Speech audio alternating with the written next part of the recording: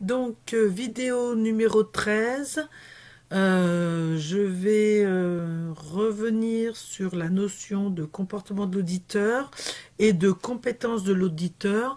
Avant, je voulais quand même vous faire une petite conclusion sur les avantages de l'audit. Donc, l'audit, c'est un excellent outil de communication dans l'entreprise. Ça permet d'échanger notamment avec des gens de la base qui n'ont pas toujours l'occasion de s'exprimer.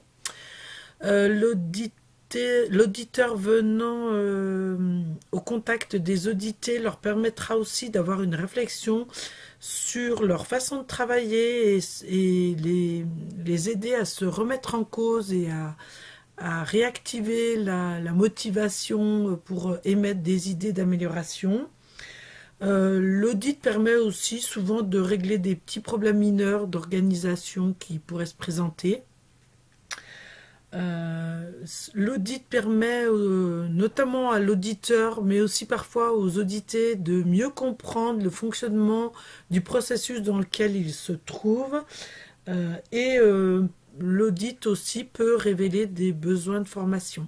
Donc l'audit a plusieurs avantages en plus du côté vérification de la conformité et outils d'amélioration. Il apporte également des éléments à ce niveau-là.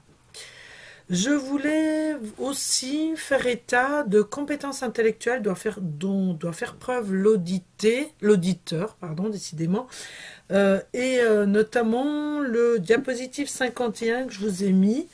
Effectivement, un certain nombre d'éléments dont l'auditeur doit faire preuve. Donc je vous ai mis quelques qualités que doit avoir l'auditeur, qualités intellectuelles et non pas de comportement qu'on verra ensuite. Donc utiliser des critères d'évidence. Donc lors de l'audit, il y a des choses qui apparaissent, entraînent d'autres choses de manière évidente ou au contraire faire ressortir des contradictions dans ce que dit l'audité. Autre qualité intellectuelle, rester vigilant sur les perceptions erronées qu'on peut avoir par rapport à ce qu'on entend. C'est pour ça que le naïf qui ne connaît pas l'activité auditée est souvent plus pertinent parce qu'il n'a pas d'a priori, alors que lorsqu'on connaît l'activité, on a souvent des a priori. Donc, se méfier de ses propres a priori. Des fois, on a tendance à interpréter la réponse de l'audité, voire même à inventer des réponses qu'il n'a même pas faites. Je l'ai déjà constaté en suivant des auditeurs. Ensuite, la notion de traiter les informations d'un point de vue concept, c'est-à-dire l'idée de l'information, et ensuite traiter cette même idée d'un point de vue numérique, c'est-à-dire avec des éléments beaucoup plus concrets, beaucoup plus factuels, des chiffres, donc qui permettent de reconstituer plusieurs aspects d'une même réalité. La capacité à détecter les écarts, pas toujours évident, et surtout à les évaluer au plus juste, c'est-à-dire ne pas être trop sévère ni trop laxiste par rapport à des écarts qu'on aura détectés, savoir être juste dans ses jugements de niveau d'écart. Et enfin, toutes sortes de compétences intellectuelles, donc je vous en ai mis plusieurs. L'induction, donc l'induction c'est à partir d'un effet constaté remonter aux causes. Un exemple, un désordre constaté dans un lieu peut vous amener à mettre en évidence un manque de place de cette activité, non pas accuser obligatoirement les gens d'être désordonnés, mais par exemple un désordre peut faire mettre en évidence un manque de place. Ça c'est un raisonnement par induction. Un raisonnement par déduction, c'est l'inverse, c'est quelque chose qui entraîne quelque chose d'autre. Si je reviens sur ma notion de manque de place, le manque de place entraîne le fait que les opérateurs ont tendance à superposer des bacs de différentes références avec un risque potentiel de mélange, par exemple. Ça, c'est une déduction. La capacité d'analyse et de synthèse, on en a déjà parlé plusieurs fois. Donc l'auditeur doit être capable d'analyser, c'est-à-dire de décortiquer une activité dans le détail pour pouvoir bien la comprendre et bien l'analyser, bien la détailler au moment de l'audit. Et à l'inverse, il doit être capable de synthétiser, à la fois synthétiser pour montrer qu'il a compris, synthétiser ce qu'il a détecté lors de l'audit. Donc, c'est deux capacités qu'il faut posséder. Des capacités d'analogie ou d'opposition, ça peut vous servir lorsque vous questionnez les audités. Les audités, parfois, ne comprennent pas le sens de vos questions. Faire des analogies avec des exemples de la vie courante, ça peut les aider. J'ai pris un exemple... lorsque l'audité ne comprend pas la notion d'amélioration, si vous lui prenez, si c'est un sportif par exemple, vous pouvez lui prendre l'exemple d'un match perdu. Lorsqu'on perd un match, c'est une forme de non-conformité. Par exemple, que va faire l'entraîneur de l'équipe? Il va repartir de cette non-conformité pour faire de l'amélioration. Donc c'est une manière de faire comprendre à un audité pourquoi il faut faire des améliorations suite à des écarts qu'on trouve lorsqu'on audite une activité. Ça, c'est une analogie. Donc, à l'inverse, l'opposition, si par exemple un audité ne comprend pas qu'on fasse des actions d'amélioration, vous allez lui opposer l'idée, vous allez lui dire, ben, l'entraîneur de foot, lorsque l'équipe a perdu, ne change strictement rien à sa méthode d'entraînement. Et là, il va vous dire, ben non, et donc vous lui aurez opposé l'idée. Donc ça peut permettre de faire comprendre des choses aux audités. En audit, l'auditeur a souvent besoin de faire de la pédagogie comme ça. La notion d'association ou de dissociation.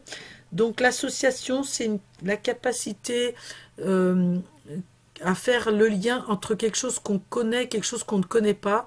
Donc l'auditeur doit faire preuve d'association, notamment par rapport à des activités qu'il connaît déjà lorsqu'il est face à des activités qu'il ne connaît pas. Donc ça, c'est la même chose que ce qu'on vient de voir pour l'audité, mais c'est à son propre usage. Effectivement, l'auditeur peut avoir besoin de faire des associations d'idées pour s'assurer qu'il a bien compris ce que vient de lui expliquer l'audité.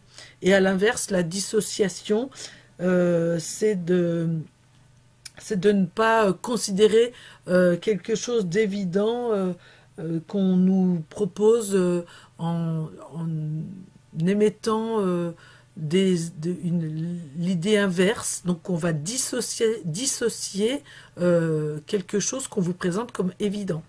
Donc ça permet aussi de montrer à l'audité que ce que lui pense être évident ne l'est pas obligatoirement.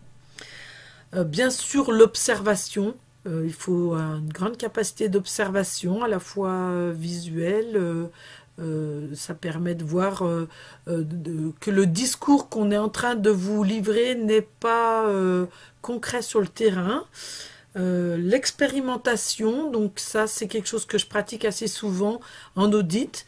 Notamment, pour la petite anecdote, il m'est arrivé après un beau discours sur le SPC de demander à l'opérateur de me faire une démonstration sur le SPC et l'opérateur ne savait même pas ouvrir le logiciel. Donc c'était assez percutant comme constat d'écart.